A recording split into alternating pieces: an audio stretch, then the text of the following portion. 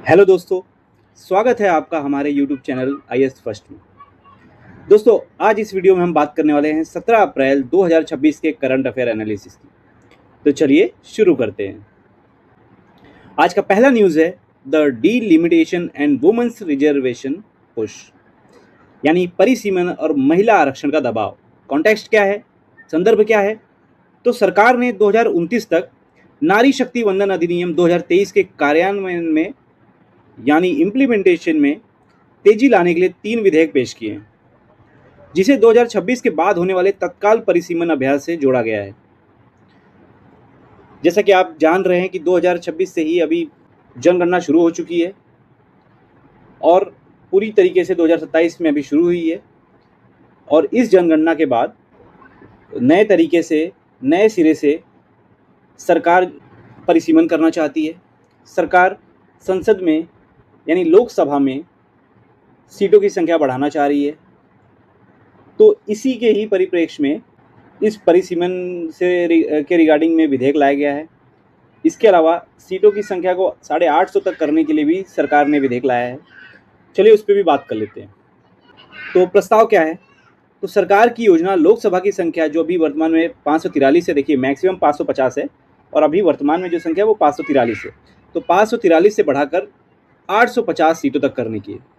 इसका उद्देश्य क्या है? तो इसका उद्देश्य यह है कि यह सुनिश्चित करना है कि महिलाओं के लिए 1/3 आरक्षण से सामान्य उम्मीदवारों के लिए उपलब्ध सीटों की पूर्ण संख्या कम न हो। हालांकि सरकार का ये जो तर्क है यह थोड़ा सा तर्कहीन भी लगता है, क्योंकि नारी शक्ति वंदन अधिनियम 2023 में लाया गया था और अभी जो डीलिमिटेशन की बात की जा रही है, ये जो संसद में सीटों की संख्या बढ़ाने की बात की जा रही है, इसे 2011 की जनगणना के अकॉर्डिंग करने की बात की जा रही है।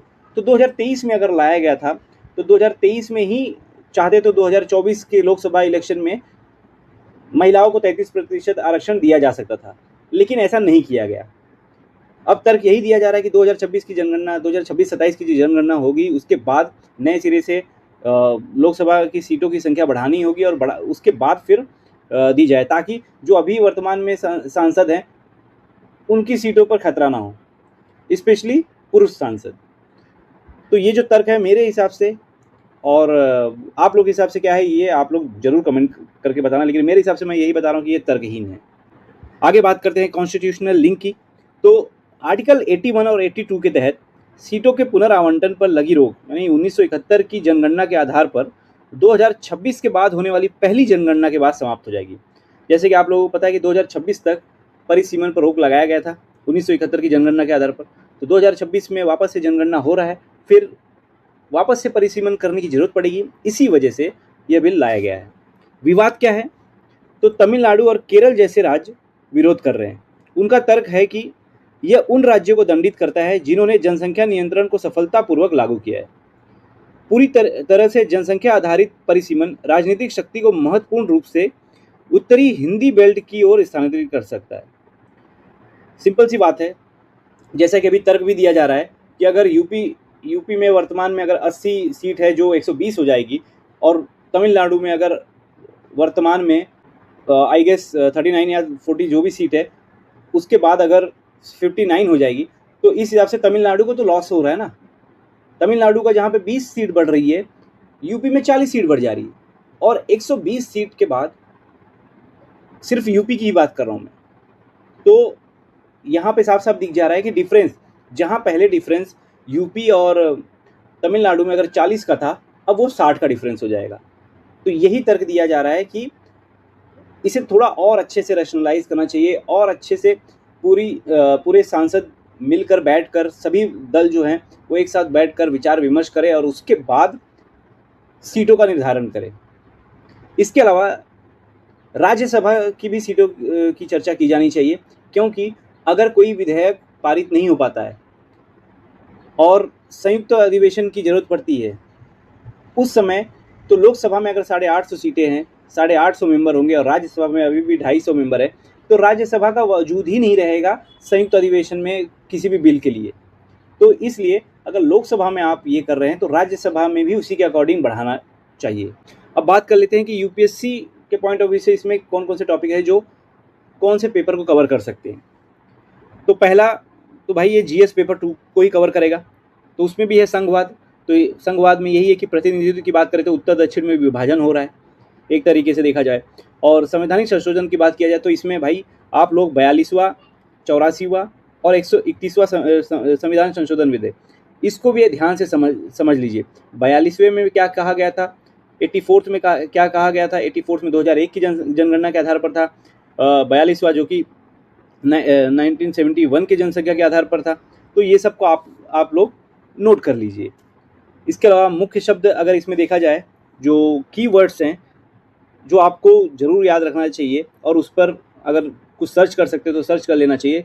एक है demographic dividend versus demographic penalty. तो यहाँ पे डिविडेंड किसको मिल रहा है और पेनल्टी किसको मिल रहा है, ये आप लोग कमेंट बॉक्स में कमेंट करके बता सकते हैं। सेकेंड है representation, proportional representation and then federal equity. तो चलिए बात करते हैं आज के दूसरे न्यूज़ की। तो दूसरा न्यूज़ है US Iran D escalation and nuclear dust. America Iran तनाव कम करना और न्यूक्लियर डस्ट की बात की गई है। कॉन्टेक्स्ट क्या है, तो राष्ट्रपति ट्रंप ने दावा किया है कि ईरान पिछले साल के लक्षित हमलों के बाद न्यूक्लियर डस्ट सौंपने के लिए तैयार है, जो परमाणु अप्रसार की दिशा में एक बड़ी सफलता का संकेत है। यहाँ पर जो न्यूक्लियर डस्ट है उसका मतलब यही है कि क्षतिग्रस्त सुविधाओं के अवशेष, रेमिनेंट्स फ्रॉम डैमेज्ड फैसिलिटीज़, ये बात की गई है। तो मेन पॉइंट्स क्या हैं वो भी देख लेते हैं। तो सबसे पहले न्यूक्लियर डिप्लोमेसी की बात है। तो इस कदम को JCPOA, हिंदी में अगर बात करेंगे तो संयुक्त व्यापक कार्य योजना, और अगर इंग्लिश में बात करेंगे तो joint comprehensive plan of action के समान एक ढांचे को पुनर्जीवित करने की दिशा में महत्वपूर्ण कदम के रूप में देखा जा रहा है। ये जो कदम है ये काफ़ी महत्वपूर्ण माना जा रहा है। इसके अलावा ऑयल पर क्या इम्पैक्ट होगा, तो इस तनाव के कम होने की उम्मीद जब से हुई है तब से यही आ रहा है कि वैश्विक तेल की कीमतों में गिरावट आ सकती है और ये भारत के चालू खाता घाटे के लिए भी बड़ी राहत देने वाला साबित हो सकता है। इसके अलावा इजराइल और लेबनान के बीच में वार्ता हो रही है। इसी के साथ इजराइल और लेबनान हिजबुल्लाह के साथ शत्रुता समाप्त करने के लिए सीधी बातचीत पर सहमत हुए हैं, जो क्षेत्रीय स्थिरता के लिए एक व्यापक बदलाव का सुझाव देता है। तो ये जो कदम है काफ़ी महत्वपूर्ण हो जाता है वैश्विक तनाव को कम करने में और वैश्विक आर्थिक वृद्धि को बढ़ावा देने में। यूपीएससी में कौन सा टॉपिक इससे रिलेटेड हो सकता है, तो भाई ये जीएस पेपर 2 और जीएस पेपर 3 के लिए इम्पॉर्टेंट है। ऊर्जा सुरक्षा की बात करता है ये, जो कि भारत की आयातित मुद्रास्फीति को कम करने के लिए बढ़ावा दे सकता है और पश्चिम एशिया में स्थिरता ला सकता है। इसके अलावा रणनीति की बात करेंगे तो अमेरिका, ईरान और इजराइल के साथ संबंधों को संतुलित करने में भारत की रणनीतिक स्वायत्तता पर भी चर्चा के मुद्दों को भी ये शामिल करता है। अभी तीसरा न्यूज़ है आज का, record exports and infrastructure risk. तो ये स्पेशली ये हिंदू ने अपने हिसाब से इसे बताया है। तो कॉन्टेक्स्ट क्या है ये जान लेते हैं कि भारत ने वित्त वर्ष 2025-26 के लिए 860 बिलियन का रिकॉर्ड निर्यात हासिल किया है, जबकि द हिंदू ने ही बताया था कि औद्योगिक सुरक्षा में बढ़ते जोखिमों के प्रति आगाह भी किया था द हिंदू ने। अब मेन पॉइंट्स क्या हैं, तो सबसे पहले एक्सपोर्ट में ग्रोथ हुआ है, वृद्धि हुई है निर्यात में। तो वृद्धि किसकी वजह से हुई है, तो इंजीनियरिंग सामान है, इलेक्ट्रॉनिक्स हैं, इन सब की वजह से निर्यात में वृद्धि हुई है। और द हिंदू क्या कहता है, तो द हिंदू इस बात पर प्रकाश डालता है कि विकास तो उच्च है, विकास तो अच्छा खासा गति से चल रहा है, लेकिन सुरक्षा प्रोटोकॉल को नज़रअंदाज करने के कारण औद्योगिक दुर्घटनाएं बढ़ रही हैं। और यह भी तर्क दे रहा है कि यदि विकास श्रम सुरक्षा और पर्यावरणीय मानकों से समझौता करता है तो किसी भी कीमत पर विकास टिकाऊ नहीं होने वाला है, मतलब सस्टेनेबल नहीं होने वाला है, इंक्लूसिव नहीं होने वाला है। इसके अलावा ग्रेट निकोबार परियोजना की भी बात की है कि जो ग्रेट निकोबार में जो भी मेगा इंफ्रास्ट्रक्चर परियोजना चल रहा है, जिसके कारण शोम्पेन जनजाति और लेदर बैक कछुआ है, उनके ऊपर गंभीर पारिस्थितिक दुष्परिणाम देखने को मिल सकता है। और ये भी दिखा रहा है कि हमारे जो लाभ हैं वो इन क्षेत्रों के लिए, इन लोगों के लिए बहुत बड़ा हानि भी साबित हो सकता है। अब बात करेंगे यूपीएससी में क्या कवर करेगा, तो जीएस पेपर 3 के टॉपिक्स ये कवर करता है। उसमें भी आप 860 बिलियन का जो निर्यात हुआ है उसको उस तक पहुंचने के लिए पीएलआई योजनाओं के बारे में आप बता सकते हो।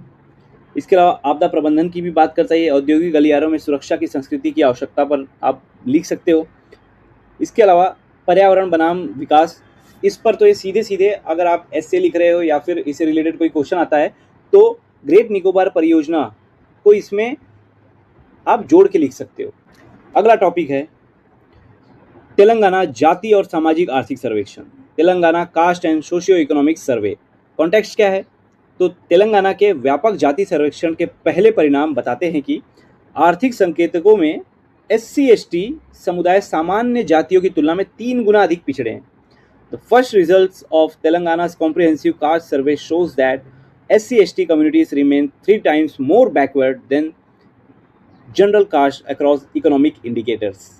तो ये सीधे सीधे यही बता रहा है कि राज्य में जो SC/ST जनजाति है वो काफ़ी पिछड़ी है। मतलब अगर जनरल कास्ट के लोगों के पास 100 रुपया है तो उनके पास सिर्फ 33 रुपये हैं।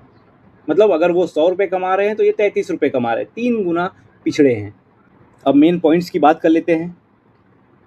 तो डेटा ड्रिवन गवर्नेंस की इसमें बात की गई है। तो यह बिहार के जाति सर्वेक्षण को एक तरीके से मिरर करता है। जिस तरीके से वहाँ पे जाति सर्वेक्षण हुआ था, वहाँ पे जातियों के बारे में पता चला था, उसी तरीके से तेलंगाना में भी अब पता चल रहा है। और यह संभावित राष्ट्रीय जाति जनगणना के लिए भी एक मिसाल कायम करता है।